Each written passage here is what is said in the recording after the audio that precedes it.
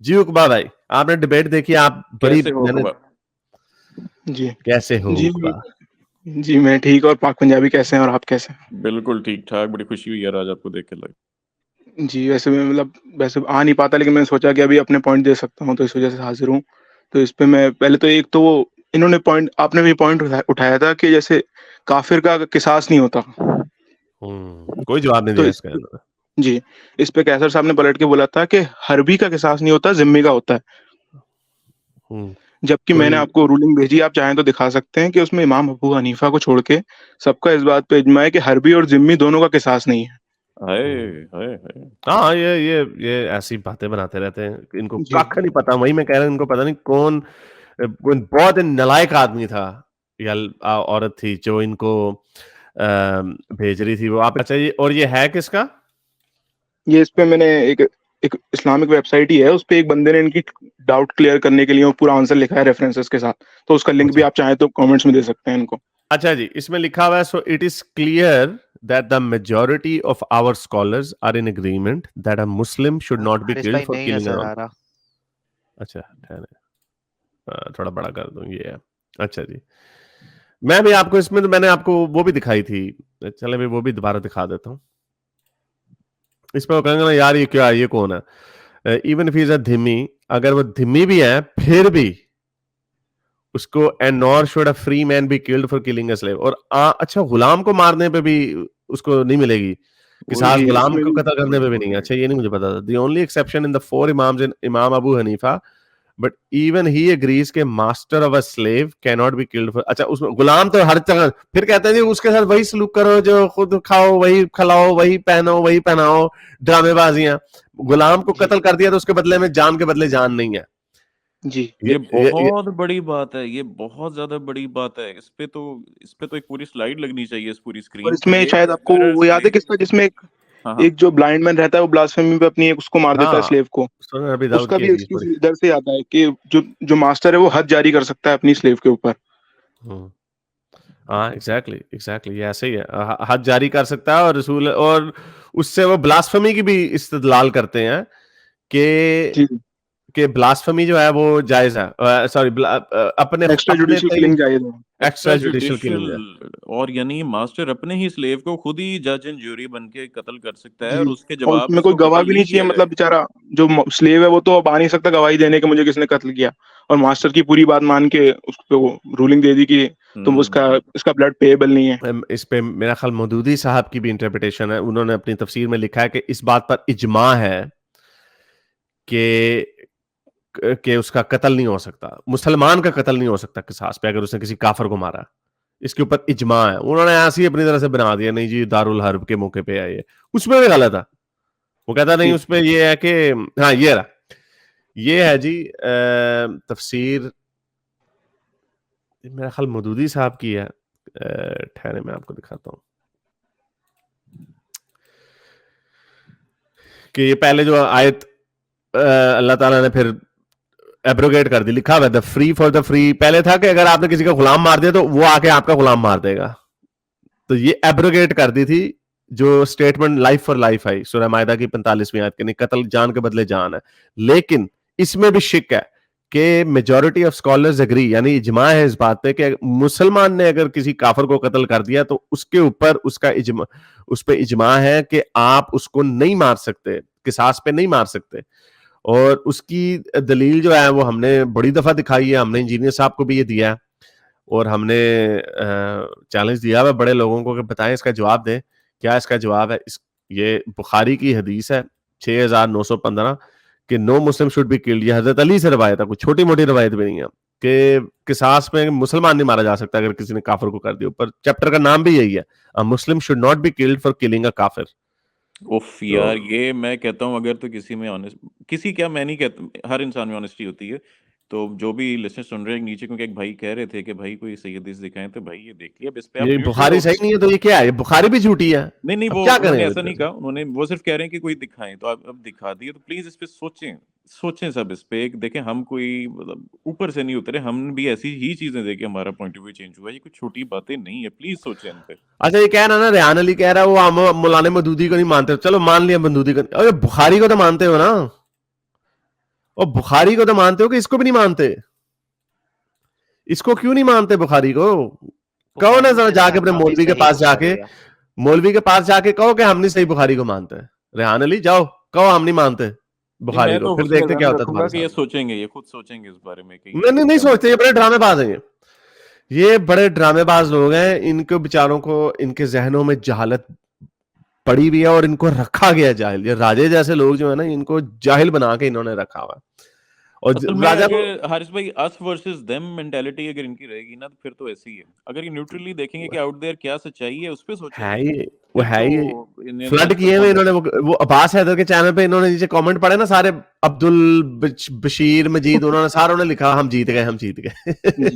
वो थरथल्ली मच गई है, वो थरथल्ली मच गई है। वो जो अभी हफ्ता होने लगा है, हफ्ते से ज्यादा भी वो अभी मेरा ख्याल लगा दिया राजा साहब ने कि मैं 4 दिनों में रिलीज करूंगा, वीडियो रिलीज करूंगा, मैं बताऊंगा कि क्या है मेरा हैज वाले के ऊपर मौकफ क्या है, इसके ऊपर हैज के ऊपर मौकफ क्या है राजा साहब। और इसके ऊपर भी बताइएगा कि ये जो काफर का कत्ल है इसके ऊपर क्या इन्होंने बैठे बैठे फतवा दे दिया कि दारुल हर्ब में ही है ऐसा, आम जगह पे नहीं है ऐसा। और आम पे भी ऐसा ही है, हर जगह पे ऐसे, जहां पे धिमी है वहां पर भी ऐसा ही है।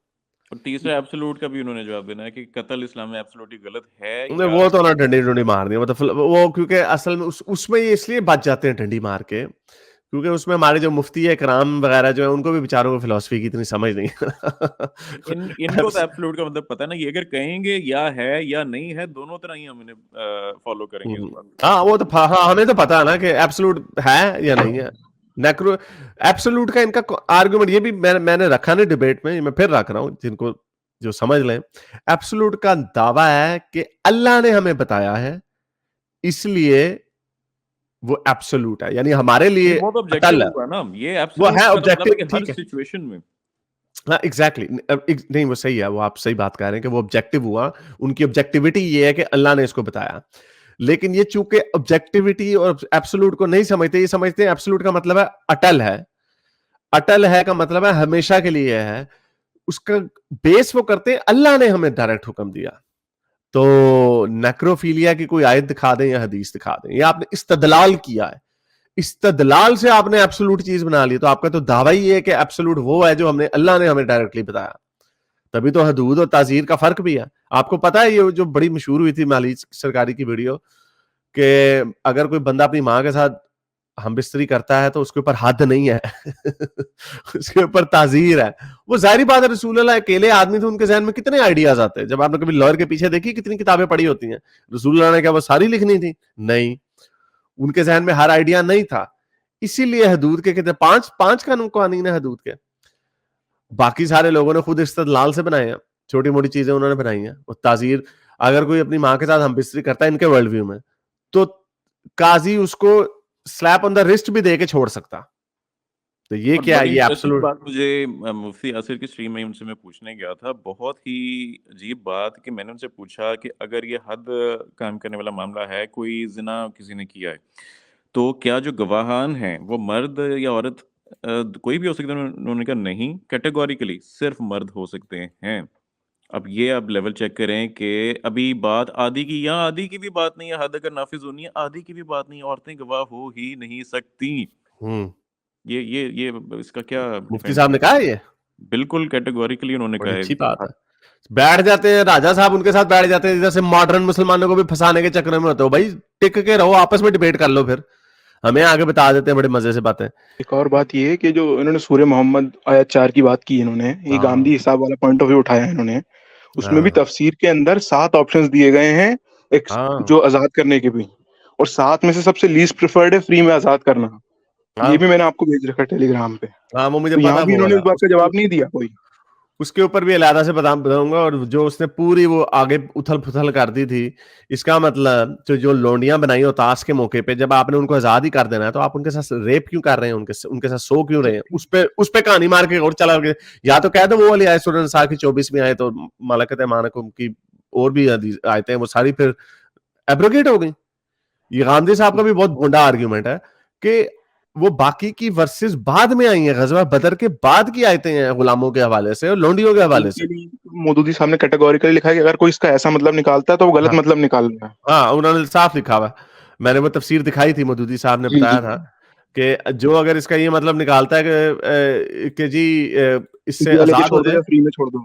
हाँ, उसको कुरान का पता ही नहीं है, उसको कख नहीं पता। और हालांकि गांधी साहब जो है मौदूदी साहब के स्टूडेंट है, तो गांधी साहब ने भी, क्योंकि असल में ये जो मॉडर्न स्कॉलर है ना, इनको असल में आती है शर्म, और आनी भी चाहिए, इनको आती है क्योंकि शर्म फितरत इनकी में आती रख दी गई है मोरालिटी, फितरत में। हाँ, फितरत के ऊपर बड़ा अच्छा आर्गुमेंट है, ये किसी ने मुझे बाद में भेजा, मैं ये बताना जरूरी है। ये जीन्स हैं जिनके अंदर, जहां से हमें ये सारे इमोशंस आते हैं, एम्पैथी के, यानी औरों की तकलीफ को समझना, ये जीन उन्होंने पूरी आइडेंटिफाई की है। ये नजर नहीं आ रही, ये पूरी जीन उन्होंने आइडेंटिफाई की है। इसी तरह ऑल्ट्रुइज्म, यानी लोगों का ख्याल रखने का है, ये भी ऑक्सीटोसिन रिसेप्टर जीन है। ट्रस्ट करने की जीन है, लोग करते हैं ना, ट्रस्ट कर देते हैं ऐसे, कई लोग ज्यादा कर लेते हैं, कई लोग कम कर लेते हैं। एंगर, कॉन्शियस गिल्ट, ये सारी मॉरल डिस्गस्ट की भी उन्होंने जीन आइडेंटिफाई कर दिया। तो ये तो हमारे अंदर नेचुरल है। अगर आप ये आर्गुमेंट देते हैं कि ये अल्लाह ने इनबिल्ट कर दिया वो कुरान की जो आयत है, तो ठीक है, फिर इसका मतलब हमें फिर कुरान हदीस की जरूरत नहीं, हमारे अंदर ऑलरेडी ये चीजें मौजूद है। अच्छा जी, बहुत ज़बरदस्त पॉइंट है। और वो एक एडिशनल पॉइंट, के बायोलॉजिकल ऑल्ट्रुइज्म, यानी जानवरों में, हमारे अलावा भी जानवरों में पाया जाता है ऑल्ट्रुइज्म। ये इनकी बड़ी फजूल किस्म की रीजनिंग होती है कि जानवरों में क्यों नहीं ऑल्ट्रुइज्म। अपने एक्सपेंस पर जानवर दूसरों की हेल्प करते हैं। बैट्स हैं, मंकीज हैं, पता है सेवरल एग्जांपल्स हैं जो मुझे सामने नजर आई, बैट्स, मंकीज और फिश की कई इकसाम है, इंसेक्ट्स में है। ये ऑल्ट्रुइज्म जानवरों में भी एग्जिस्ट करता है। वो खुद को जो है वो अपनी जान खतरे में डालकर दूसरों की हिफाजत करते हैं। हाँ, वो एक चिड़िया बर्ड की किस्म है, एक जी। बर्ड की किस्म है, वो ऊंचा वार्निंग दे देती है।